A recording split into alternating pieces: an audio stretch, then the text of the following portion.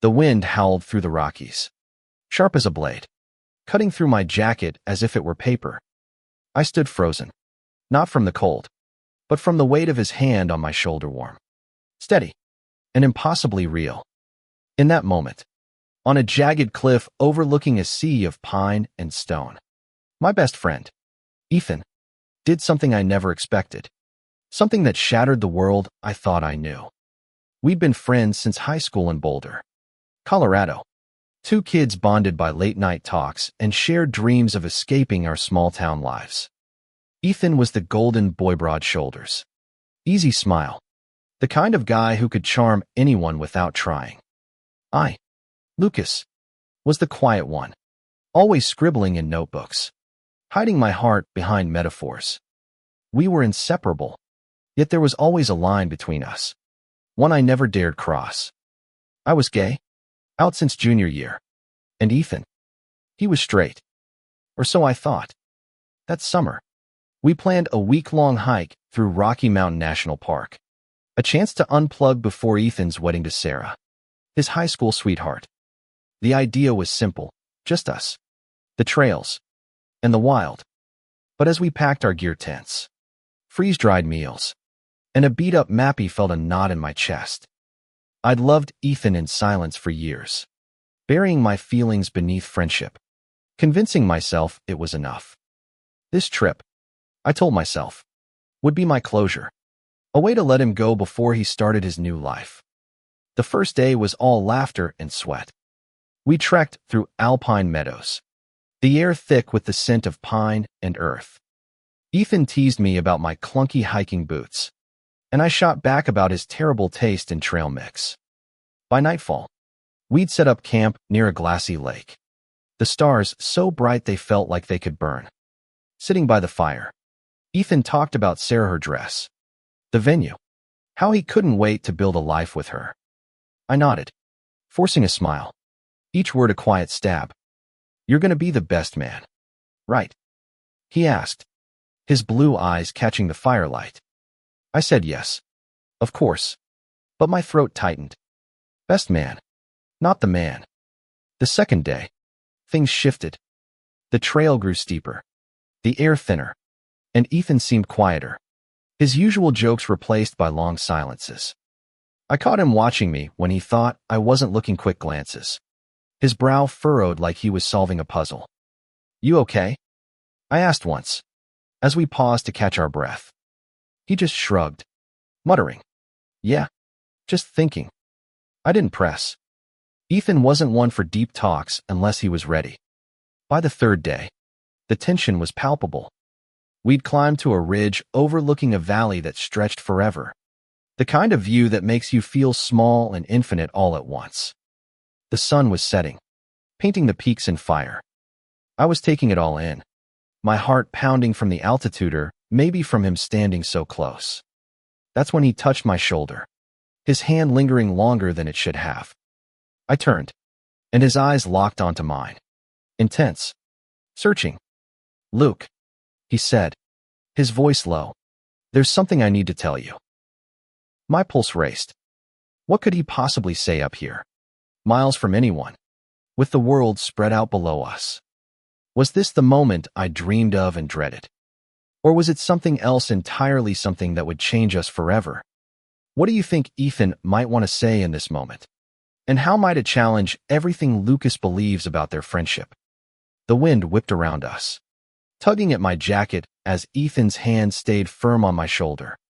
His words hung in the air, "There's something I need to tell you," and my heart stuttered, caught between hope and fear. The Rockies loomed silent, as if the mountains themselves were holding their breath. I swallowed hard, trying to keep my voice steady. "What is it, Ethan?" My eyes searched his, but his gaze dropped to the ground, his jaw tight. For a moment, I thought he'd back off, laugh it away like he always did when things got too real. But he didn't. Instead, he stepped closer, so close I could smell the cedar on his flannel, and said, "I don't know how to do this, Luke. I don't even know what this is." My mind raced. Was he confessing something? Doubts about Sarah? Or God? Could it be something about me? I wanted to ask, to demand clarity, but my throat felt sealed shut. Ethan ran a hand through his hair, a nervous habit, and continued. I've been thinking about you. A lot. More than I should. Probably. His voice cracked, and he laughed, but it was hollow, almost desperate. Thinking about me how? I managed, my voice barely above a whisper. The question felt like stepping off a cliff. Ethan didn't answer right away. He turned to face the valley, the dying light casting shadows across his face. I don't know, he said finally. When I'm with you, things make sense. More than they do with anyone else. Even Sarah. The world tilted. Ethan, my straight best friend, the guy who dated girls since we were kids, was standing here, in the middle of nowhere, saying things that sounded dangerously close to what I'd buried deep for years. But I couldn't let myself believe it not yet. You're getting married in 3 months, I said, sharper than I meant. What are you even saying, Ethan? He flinched, like I'd hit him. I know, he said, his voice raw. I know it sounds crazy. I'm not trying to mess with you, Luke. I needed to say it out loud. Up here, away from everything. It felt like I could. We stood there, the silence heavy, the sunset fading into dusk. I wanted to scream, to shake him, to ask why now? Why here? Why me? But I also wanted to pull him close, to see if his heart was racing as fast as mine. Instead, I said, we should get back to camp.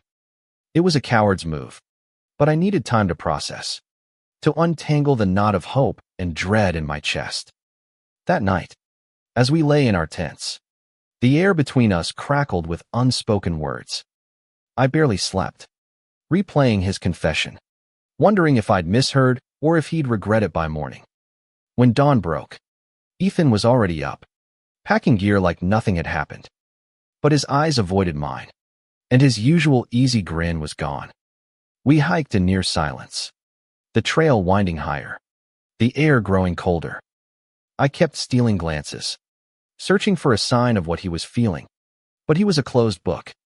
By midday, we reached a narrow pass, the path flanked by sheer drops. Ethan stopped suddenly, his pack slipping as he turned to me. I meant what I said last night, he blurted. I'm not taking it back, but I don't know what to do about it. Luke, I don't know who I am anymore. His words hit like a punch. I wanted to tell him I'd loved him for years, that I dreamed of this, but the weight of his confusion stopped me. He was unraveling, and I didn't know if I could be the one to hold him together or if I'd break trying. What do you think Lucas should say to Ethan in this moment, knowing it could change their friendship forever? The narrow pass seemed to close in around us, the Rockies' jagged edges mirroring the tension between Ethan and me. His words, I don't know who I am anymore, echoed in my head, raw and unguarded. I stood there, my boots rooted to the rocky path, torn between spilling my own truth and protecting the fragile balance of our friendship. Ethan, I started, my voice shaking. You can't just say that and expect me to know what to do with it. My hands clenched into fists, not from anger, but from the effort of holding back years of longing. I've been your friend forever. I've watched you with Sarah, with every girl before her, and I never said a word about how I felt. And now you're telling me, what? That you're questioning everything. He looked at me, his blue eyes wide, like a man staring into a storm he hadn't seen coming. I don't know, Luke, he said, his voice breaking. I've always thought I had it figured out, Sarah. The wedding, the life everyone expects. But being out here with you, it's like, I see you differently. Or maybe I've always seen you, and I just didn't let myself admit it. My heart pounded so loud I was sure he could hear it. I wanted to believe him, to let myself fall into the possibility that he felt what I did. But doubt gnawed at me. Was this real? Or was it just the isolation of the mountains, the altitude messing with his head? Ethan, I said, stepping closer, if you're saying this because you're scared of the future, Or because you're lonely out here. That's not fair. Not to me. Not to Sarah. He shook his head, his face pained. It's not like that. I swear. I've been feeling this for months. Maybe longer. I just didn't know how to face it until we were out here, away from everyone else's expectations. He paused, then added, I'm scared. Luke. Not of you, but of what this means. For me. For us. The vulnerability in his voice cracked something open in me. I'd spent so long hiding my love for him, convincing myself it was one-sided, that hearing him confess this felt like a dream I couldn't trust. I've loved you for years, I said, the words slipping out before I could stop them. But I never thought you'd feel anything back. You're straight, Ethan. You've always been straight. He laughed, a bitter sound. Yeah, that's what I thought too. But maybe I'm not. Or maybe it's just you. He took a step toward me, closing the gap, his breath visible in the cold air. For a moment, I thought he might kiss me, and my body tensed, caught between wanting it and fearing what it would mean. But he didn't. Instead, he turned away, grabbing his pack. We should keep moving, he said, his voice tight. We're losing light. I nodded, numb, and followed him, the unspoken hanging heavy between us. The rest of the day was a blur of steep climbs and aching muscles. But my mind was elsewhere, replaying his words, his almost touch. That night, we camped in a sheltered grove, the wind howling outside. Ethan built the fire, his movements sharp, like he was trying to outrun his own thoughts. I couldn't stand the silence anymore. Ethan, I said, sitting across from him, we can't pretend this didn't happen. You need to figure out what you want. Because I can't keep hoping for something that might destroy us both. He looked up, his face half lit by the flames. What if what I want is you? He asked, so quietly I almost missed it. But what if I'm not brave enough to choose it? What does Lucas need to consider before responding to Ethan's question? And how might his response shape their future? The fire crackled between us, its warmth doing little to ease the chill of Ethan's words. What if what I want is you? But what if I'm not brave enough to choose it? My chest tightened, caught in a tug of war between elation and dread. For years, I dreamed of hearing something like this. But now, with the Rockies towering around us and the weight of his wedding looming, it felt like a trap. I leaned forward, the firelight flickering in Ethan's eyes. Ethan, I said, my voice steady despite the chaos inside. You don't get to say that and leave it there. You're engaged. You have a life planned out. If you're serious, you need to be honest with yourself. With Sarah. With me. Because I can't be your experiment. He flinched, his hands gripping his knees. I'm not trying to use you. Luke, he said, his voice raw. This isn't some whim. I've been wrestling with this for months. Maybe longer. Every time I'm with you, I feel alive. More than I do with anyone else. But I look at Sarah, at the life we're supposed to have, and I feel like I'm betraying her just by thinking about you. His honesty cut deep. Not because it hurt, but because it mirrored my own years of guilt loving him while knowing he could never be mine. I wanted to reach across the fire, to hold him, to tell him we could figure it out together. But I knew it wasn't that simple. Ethan, I said, if you choose the sus, it's not just about you and me. It's about appending your life. Sarah deserves to know. And I deserve more than being your secret. He nodded, his eyes glistening. I know, he whispered. I don't know how to do this. I don't know how to hurt her, or how to face what this makes me. He paused, then added, but when I think about losing you, it hurts worse than anything. The confession hung in the air, fragile and heavy.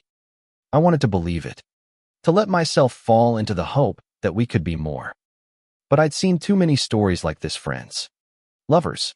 Lives torn apart by fear and indecision. Take your time, I said finally. But don't ask me to wait forever. I've done that long enough. The next morning, the air felt different, charged with the weight of our words. We packed up in silence, the trail leading us higher into the mountains. Ethan was quieter than ever, his usual confidence replaced by a restless energy. I caught him glancing at me, his expression a mix of longing and fear. By midday, we reached a high alpine meadow, wildflowers swaying in the breeze. It was beautiful, but the tension between us made it hard to care. Then, out of nowhere, Ethan stopped, dropping his pack.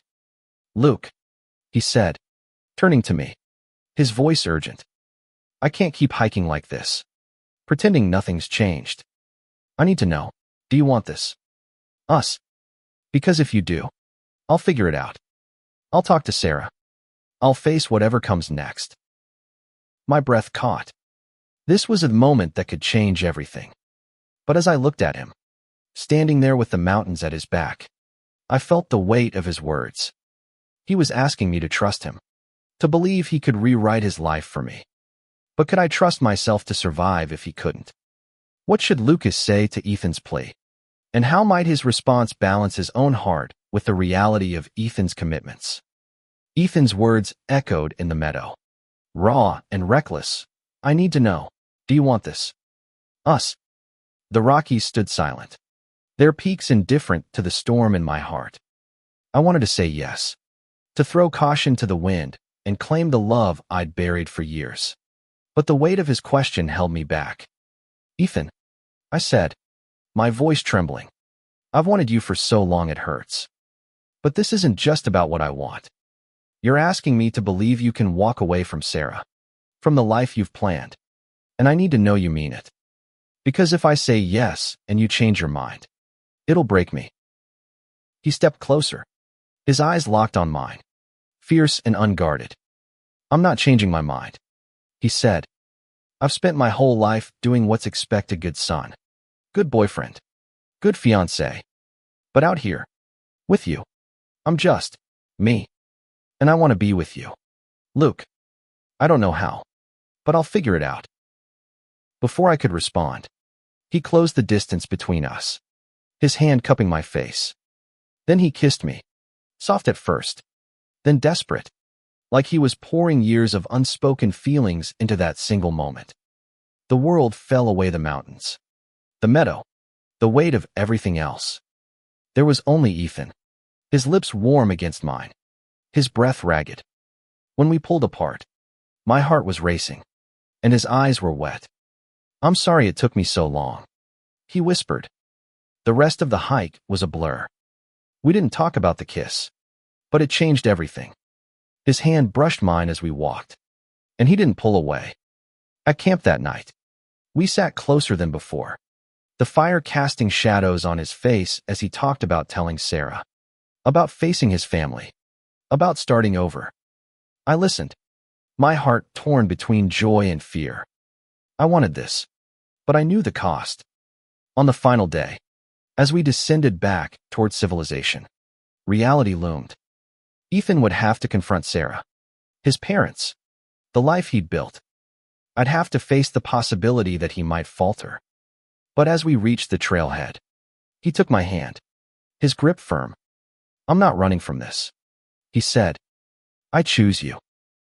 Months later, the memory of that hike still haunts Minute with regret, but with awe. Ethan did what he promised. He told Sarah the truth, endured the heartbreak, and faced the judgment of those who didn't understand. It wasn't easy. There were tears, fights, and nights when doubt crept in. But we built something new, something honest. Today, we live together in a small apartment in Denver, learning what it means to love each other openly.